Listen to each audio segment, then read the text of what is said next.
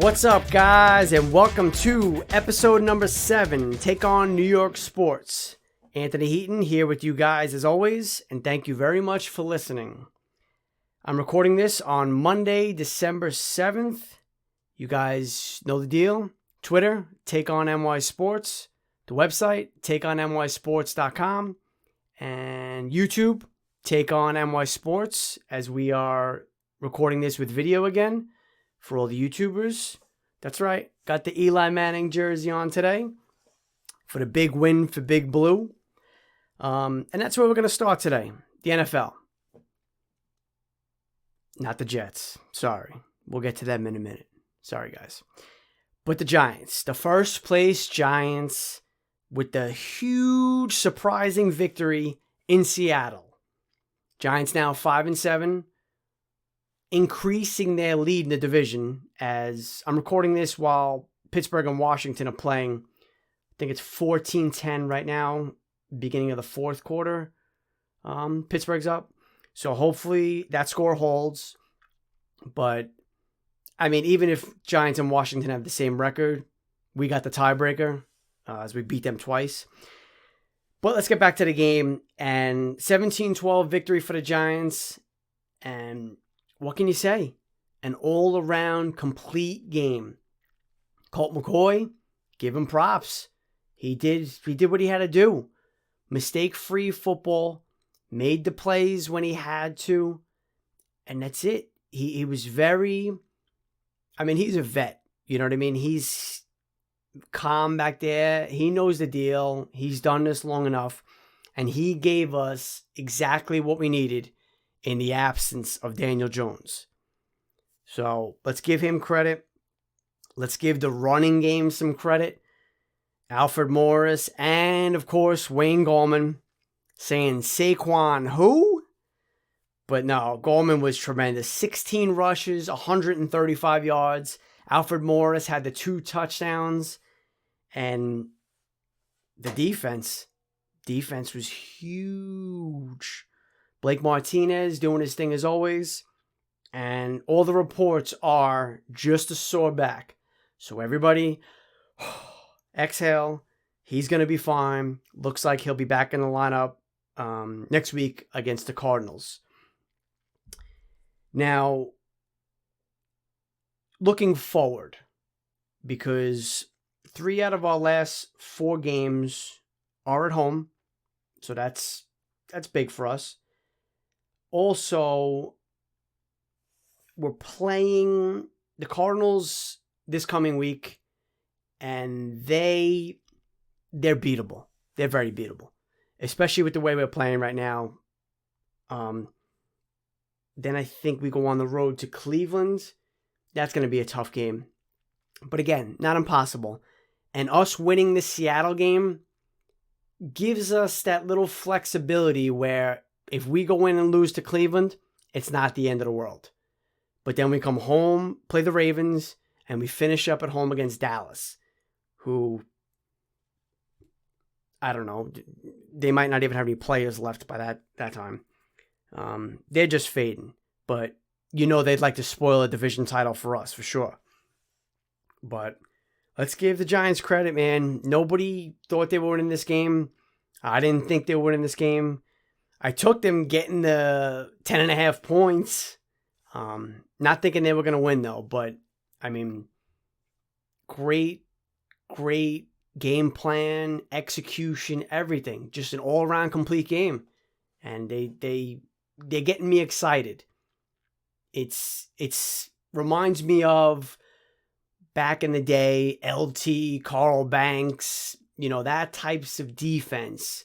Even though 2 previous Super Bowl championships against the Patriots, our defense was smothering.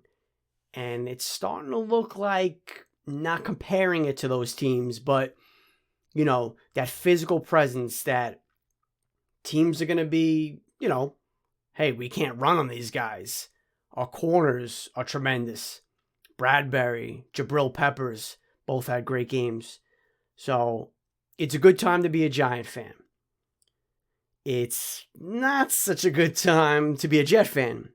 Although it will be, once the draft comes around. But They lose a heartbreaker.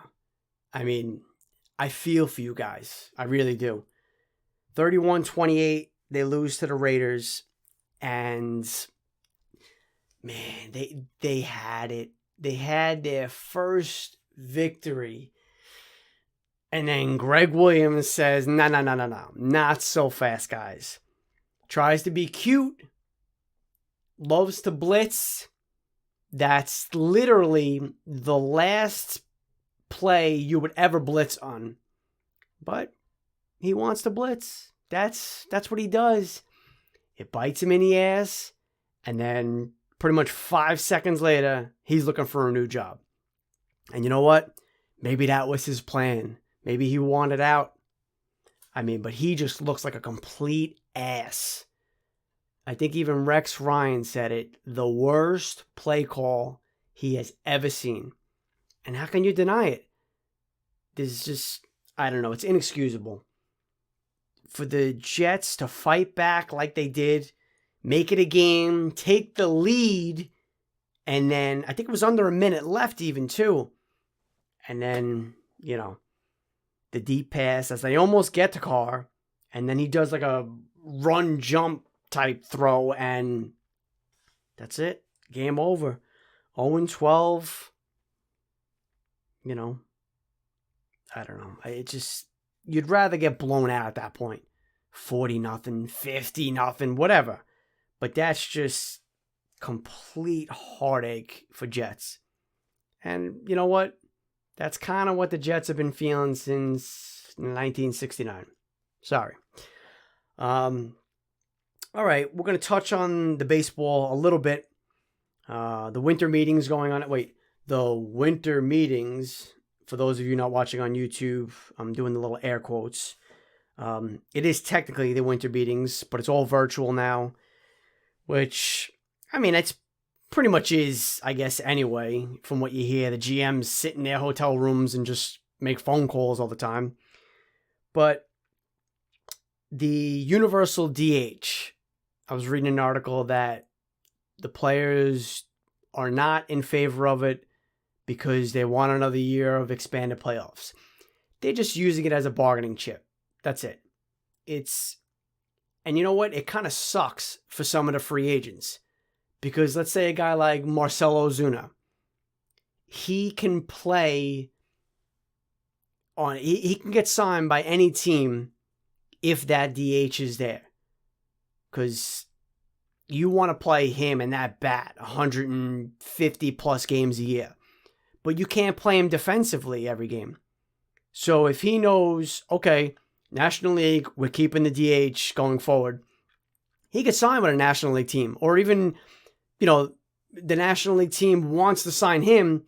Now they're sitting there. They can't do anything. It's just something, that issue has to get resolved one way or another.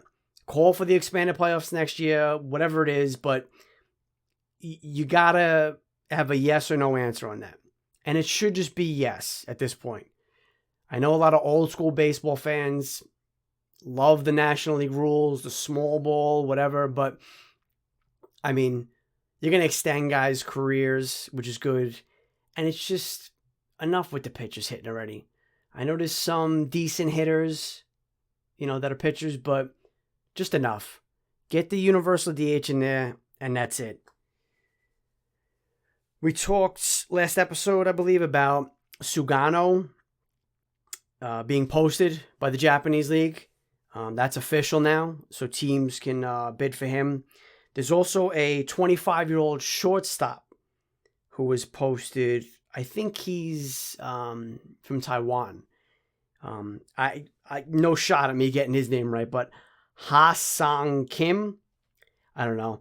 The kid's, like I said, 25. He's supposed to be a tremendous athlete, all-around player. So we'll see. Not that really intrigues the Yankees in any way, but he is going to be out there, and he'll be a good pickup for somebody. NBA, just a few days away. Training camps open up.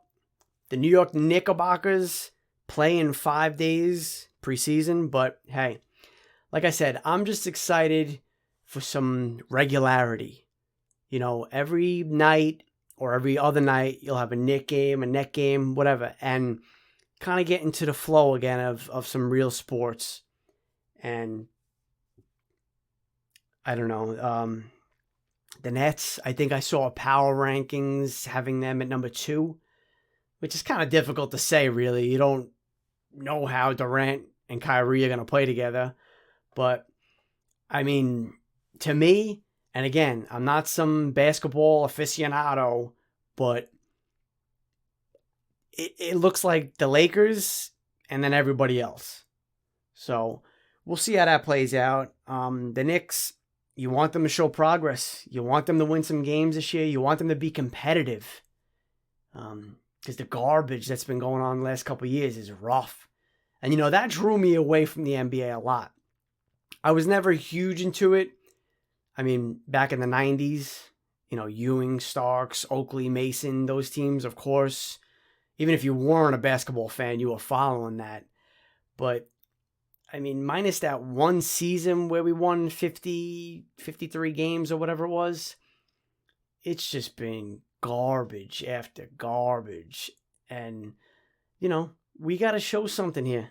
We really do. Bunch of young kids, a lot of cap space next year. Let's have a productive season. Let's surprise some people. Let's win some games. Dare I say, sneak into the playoffs? I highly doubt that, but hey, a guy can hope, right? All right, guys. Episode number 7. That's a wrap. We are going to... I was trying to get some audio and video work done for the live shows, but I'm not quite there yet where I'm going to be able to record the video of the shows because I wanted to get the callers in as well. But what's going to happen is all the episodes, the live episodes, are going to be available as a podcast. So once the live show is actually over, I'll do my editing or whatever I got to do, and you'll be able to find them wherever you get your podcasts. And the recording of it, the audio of it, will be on YouTube as well. Just like I said, no video. That's a work in progress, but follow me on Twitter at TakeOnNY Sports. You guys will stay up to date on everything. All right? So until next time, guys, be well.